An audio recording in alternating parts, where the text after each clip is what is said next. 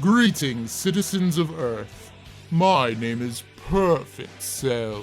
I have decided to take over this YouTube channel in order to broadcast my perfect body all over the internet. Also, we're gonna be doing some wicked prank videos, in the hood gone sexual, Spider-Man licks Elsa toy review compilations. It's gonna be sweet. Now you may be wondering how— Hold it right there! I'm back! What? But this channel was supposed to be abandoned. Where have you been? I've been in the hyperbolic time chamber for the past several months. So while it might have seemed like a long time for you, it's only been a few minutes for me. But that's not how the time chamber works. Yeah, I don't know. Blame it on Toriyama. Hey, put my perfect body down. I am Perfect Cell. Ah, it's good to be back. Let's talk Xenoverse.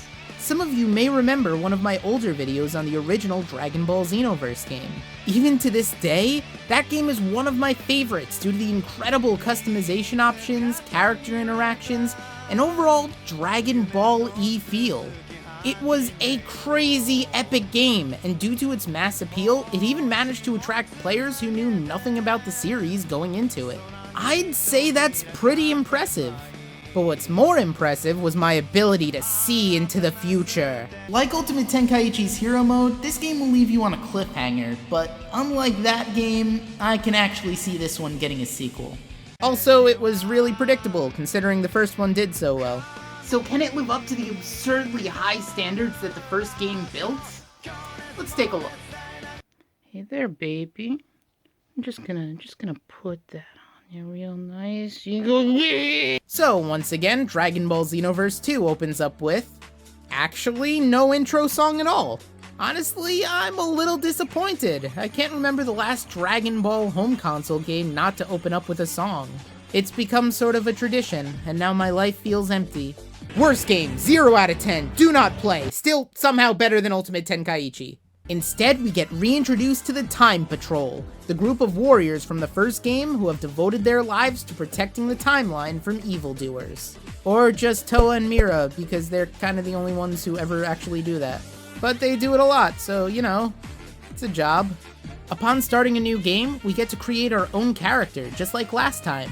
While there aren't any new races to pick from this time around, they do give you more reasons to pick a character that isn't a Saiyan. For example, each race has unique transformations this time around. So your Namekian can become giant, your Majins can become pure, and your Earthlings can ride on the flying Nimbus. Wait, can that actually be considered a transformation? It's not like Goku ever got a power boost for riding it.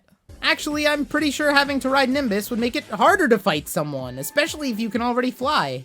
Yeah, okay, so fuck Earthlings, I'm gonna go with the Frieza race again, since I've gotten used to my character from the first game's synonym for cold. Behold, the warrior who's feared by children in every universe. Legend tells of how he once killed a guy for pre-ordering the last Nintendo Switch at his local GameStop, even though he was the next one in line. Introducing Chili Willy. We then get to see the destruction of Bardock and Planet Vegeta by the hands of the evil Emperor Frieza. And can I just say, oh my gamikai these graphics. This is the first game exclusively made for this generation of consoles, and oh man does it show. We then get a very short intro that shows our villains, Mira and his creator, Toa. But that's not all. We even get some of Dragon Ball's most iconic bad guys like Turles and Lord Slug. But there's also this mysterious masked man who totally isn't Bardock, even though you just showed us a video of Bardock, and having that video wouldn't really make much sense if Bardock didn't make another appearance in the game. I hear Xenoverse 3 will have another disguised character, Blizza, along with his brother, Fooler. We then cut to Chili Willy, who's totally creeping on Frieza's spaceship, where we see Ginyu training a brand new squad. Never forget your pose! We then learn that we've been chosen for a top secret mission, and Willy is just delighted about that. So we hurry back to the new hub area, Conton City, which is absolutely massive compared to Toki Toki City from the last game. Like, they give you so much more space to explore, play with friends, and meet new characters, while also making it easier to get where you need to go. It's definitely one of my favorite parts of this game, and if you're a Dragon Ball fan, you're likely to recognize a bunch of the structures scattered throughout the area. Also, once again, I need to point out the graphics and how it makes everyone's butts just look so good. Like, how was this not nominated for the bootiest game of 2016? I mean, probably because it's not a category and I just made it up, but even if it doesn't exist, this game wins. Anyways, it's finally time to get into the story. Some time has passed since Synonym and Goku defeated Demigra and restored peace to the timeline. But once again, Toa and Mira are causing chaos throughout history, and this time they've got allies to help them do it. So it's your job to jump into the biggest battles from the series and figure out what the bad guys are after. Strangely, even though it's definitely meant to be a sequel to Xenoverse, it feels like the story is set up the same way. Sure, they've thrown some new bad guys into the mix, but it still feels exactly like the first game's story, and it even has some of the same character interactions. Don't get me wrong, it's still original and has some cool ideas, but I guess you can only go through Dragon Ball's story so many times before it starts to take a toll on you. Regardless, the story isn't exactly long, so most of your time will be spent doing other types of quests, and oh man, Conton City gives you so many things to do. Parallel quests make a return, and they still allow you to go on missions with friends to try and get rare super attack drops. Also returning is the Master Pupil system, which lets you train under a character to gain their specific abilities. This time around, there are like twice as many masters, and on top of that, it's been streamlined so you can unlock new attacks faster, which is very much welcomed. Of course, this game has some new quests for you to go on, like raid missions that let you team up with friends to take down an incredibly powerful boss. There are also faction missions that, depending on your race, will unlock different bonuses. For example, Willy can join the Frieza Force and make his way up in the ranks, surpassing noteworthy characters like Zarbon, Dodoria, and Ginyu. However, Majin, for example, wouldn't have access to the same bonuses as I do, but they're able to feed Boo until he has children, don't ask, it's a long story, and get more bonuses from doing that than I would. Once you get to the end of your class's missions, you're able to unlock a transformation for your character. And after much training, we have ascended beyond what was supposed to be possible. Gaze upon the glory of Golden Chili Willy. And if that's still not enough for you, you can participate in timed events like the World Tournament, or stop Frieza's siege on Conton City in order to earn a spot on the leaderboard for even more goodies. And that brings us into the character customization, which once again is a strong point for this game. You can build your character's stats in whatever way you like, choosing to focus on physical attacks, blast attacks, or even just being a monstrous tank. One of my complaints about the first game was that certain cool outfits would sometimes give you unwanted stats, but this time they fixed that with QQ Bangs, a new equipable item that overrides your costume stat boosts, allowing you to wear pretty much whatever you want. And as far as gameplay goes, it's pretty much the same as last time. Any changes that were made to the fighting system are so minor that they're not even worth mentioning. And you know what? I'm cool with that. There's no reason to fix what isn't broken. I really enjoyed the combat from the first game, and more of the same is definitely a good thing. Overall, Xenoverse 2 is a fantastic game that absolutely lives up to the standards of the first one. With stunning graphics, a variety of missions to complete, and a fun combat system, this game manages to cement itself as one of the greatest Dragon Ball games ever made.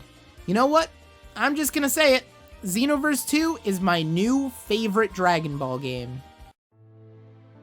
I'm sorry, Raging Blast 2. You knew my nostalgia couldn't keep us together forever. It's time that someone new takes the throne.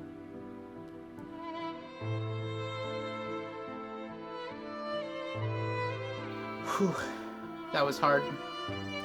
But you know what? Xenoverse 2 honestly deserves it. It's addicting to the point that I'll probably be playing it until Xenoverse 3 comes out. Thanks for watching. Not so fast. I, Perfect Cell, managed to resurrect myself using my brain case thing. Oh, okay. Now I will give you one last chance to surrender your YouTube channel to me. Hey, come on, man. Can't you just, take over some other abandoned channel like Jeepers Media? At least that one's already a toy channel. Enough! I'll show you what happens when you disobey my perfect body. Pew pew pew! Yes, now there's nobody who can stop me. Well, maybe I can't, but I know someone who can.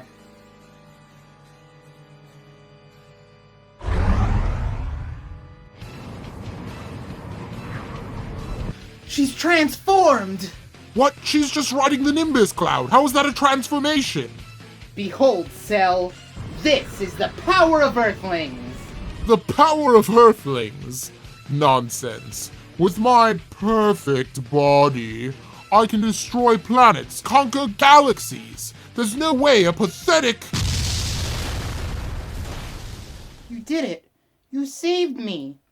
But even with all your divine power, you'll never be able to put out the green screen fire effect that's covering my glasses-y things. If only there was a jump cut that would make everything better again. That'll do.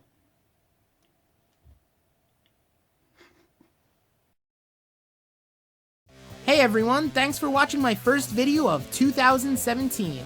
I know this one took a while, but hopefully it was worth the wait. If you enjoyed the video, please give it a like, share it with your friends, and subscribe to get all my future videos the moment they come out. I've also got social media things in the description, so if you want to keep up with what I'm doing, you can follow me on there. Anyways, thanks for watching, and I'll see you again real soon.